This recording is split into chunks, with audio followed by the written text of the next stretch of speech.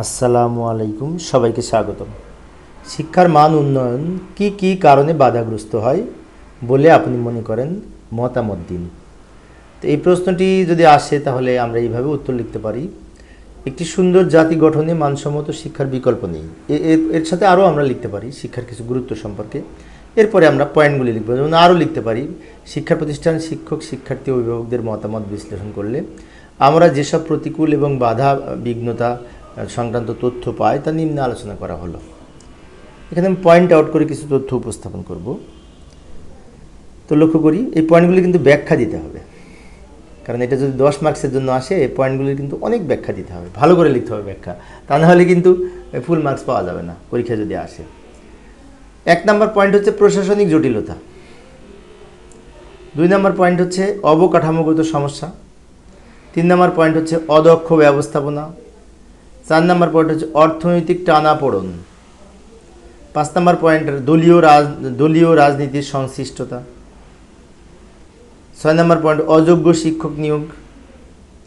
7 নম্বর point গুণগত শিক্ষার অনুপস্থিতি, অপরিকল্পিত উদ্যোগ এবং পর্যাপ্ত শিক্ষক প্রশিক্ষণের অভাব। অপর্যাপ্ত শিক্ষক প্রশিক্ষণ মানে কি? শিক্ষক প্রশিক্ষণের অভাব। আচ্ছা, এইগুলি কিন্তু ব্যাখ্যা লিখতে হবে, আমি বারবার বলছি, ব্যাখ্যা না লিখলে কিন্তু ফুল মার্কস পাওয়া যাবে না। তো আজকে আরও একটি প্রশ্ন আলোচনা করবো, সেটা হচ্ছে ব্লেন্ডেড এডুকেশন বা ব্লেন্ডেড লার্নিং কি এবং ব্লেন্ডেড লার্নিং বাস্তবায়নের জন্য কি কি পদক্ষেপ নেওয়া প্রয়োজন বর্ণনা করুন। তা আমি মূলত জাস্ট মুখ্য যেটুকু জানলে আমরা সম্পূর্ণ প্রশ্নটা লিখতে পারবো সেই অংশটুকু আলোচনা করব, বাকিটা বানিয়ে লিখতে হবে নিজের মতো করে।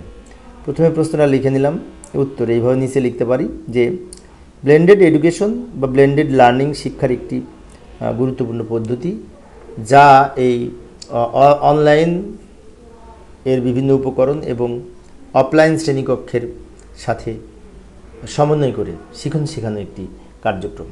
অর্থাৎ ব্লেন্ডেড লার্নিং হচ্ছে অনলাইন এবং অফলাইন মিলে মিশ্রণ একটি পদ্ধতি। এবং এই ব্লেন্ডেড লার্নিং বিশেষ করে বর্তমানে আধুনিক যুগে, তথ্য প্রযুক্তির যুগে ব্লেন্ডেড লার্নিং খুব একটি কার্যকরী এবং গুরুত্বপূর্ণ শিক্ষা পদ্ধতি। এখানে আরও আমরা লিখতে পারি নিজেদের মতো করে, কিন্তু আমি সংক্ষেপে লিখেছি। আমি মূলত এবার আলোচনা করব ব্লেন্ডেড লার্নিংয়ের গুরুত্ব। তো ব্লেন্ডেড লার্নিংয়ের যে সমস্ত গুরুত্ব সেটি হচ্ছে, যেমন শিখন কার্যক্রমকে সহজলভ্য করতে অনলাইন এবং অফলাইন ইভেন্টগুলো একত্র করা যায় এর মাধ্যমে। ব্লেন্ডেড লার্নিংয়ের মাধ্যমে শুধু নির্দিষ্ট স্থানে উপস্থিত সশরীরে যে সমস্ত শিক্ষার্থীরা থাকে তাদের পাশাপাশি ভার্চুয়াল ইভেন্টে যারা থাকে তারাও কিন্তু এইগুলোয় অংশগ্রহণ করতে পারে। শুধু ক্লাসে যারা থাকে তাদের মধ্যে সীমাবদ্ধ থাকে না, যারা ক্লাসে আসতে পারে না, এই যে নির্দিষ্ট সময়ে অনুপস্থিত শিক্ষার্থীদের নিকটও রেকর্ড লেকচার পৌঁছানো সম্ভব। এবং সম্পূর্ণ অনলাইন ও অফলাইন কোর্সকে ব্লেন্ডেড এডুকেশন এবং লার্নিং পদ্ধতি কাঙ্ক্ষিত ফলাফল প্রাপ্তির সম্ভাবনা বৃদ্ধি করে। অর্থাৎ এই যে কথাটা বললাম, শারীরিক উপস্থিতি এবং ই লার্নিং পদ্ধতি একত্রিত করে এই ব্লেন্ডেড লার্নিং পদ্ধতি বর্তমান প্রেক্ষাপটে খুব একটি গুরুত্বপূর্ণ পদ্ধতি, যার মাধ্যমে শিক্ষার্থীদের কাছে এবং শিক্ষার্থীদের সহপাঠীদের কাছে খুব সহজেই শিখন শেখানো কার্যক্রম পৌঁছানো সম্ভব হয়। এইগুলি হচ্ছে এর গুরুত্ব লিখলাম। এবার লিখব এই ব্লেন্ডেড লার্নিং কার্যকর করতে পদক্ষেপগুলো কী কী, তাই না? এইখানে যে পয়েন্টগুলো লিখবো এই পয়েন্টগুলোর কিন্তু ব্যাখ্যা দিতে হবে। ব্যাখ্যা না দিলে কিন্তু 10 মার্কসের জন্য যদি আসে, ব্যাখ্যা না দিলে ফুল মার্কস পাওয়া যাবে না।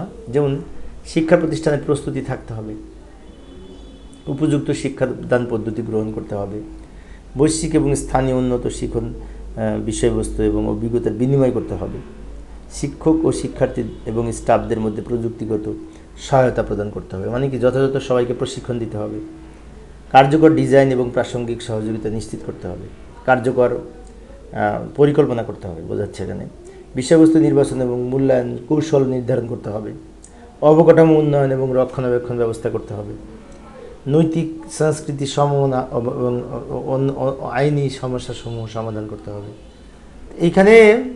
এখানে আমি যেগুলি লিখেছি এগুলি কিন্তু পয়েন্ট আউট করে লিখেছি, প্রত্যেকটা পয়েন্ট, এগুলির ব্যাখ্যা দিতে হবে। কিন্তু আমি বারবার বলছি, এগুলির ব্যাখ্যা না দিলে কিন্তু ফুল মার্কস পাওয়া যাবে না। বিস্তারিত ব্যাখ্যা অবশ্য বই থেকে পড়লে আমরা একবার পারবো, আর নিজেদের মতো করে পয়েন্টটা জানা থাকলে কিন্তু এই আমরা ব্যাখ্যা লিখতে পারি। ঠিক আছে, এই কোটেশনগুলো জানা থাকলে আমরা খুব সহজেই কিন্তু ব্যাখ্যা লিখতে পারি। সেই জন্যই আমি এগুলি উপস্থাপন করেছি। তো আরও একটি প্রশ্ন আলোচনা করব আজকে। বাংলাদেশের প্রচলিত শিক্ষা ব্যবস্থায় কোন কোন ক্ষেত্রে সংস্কার করা প্রয়োজন বলে আপনি মনে করেন? আপনার সুনিশ্চিত মতামত দিন। আচ্ছা, এগুলো এটা না পরের সেশনে আলোচনা করব, কারণ তা নাহলে এই সেশনটি লম্বা হয়ে যাচ্ছে। আমি সাধারণত 3-4 মিনিটের মধ্যে আলোচনা করার চেষ্টা করি। পরের সেশনে এই প্রশ্নটি আলোচনা করার চেষ্টা করব। দেখার আমন্ত্রণ রইল। খোদা হাফেজ।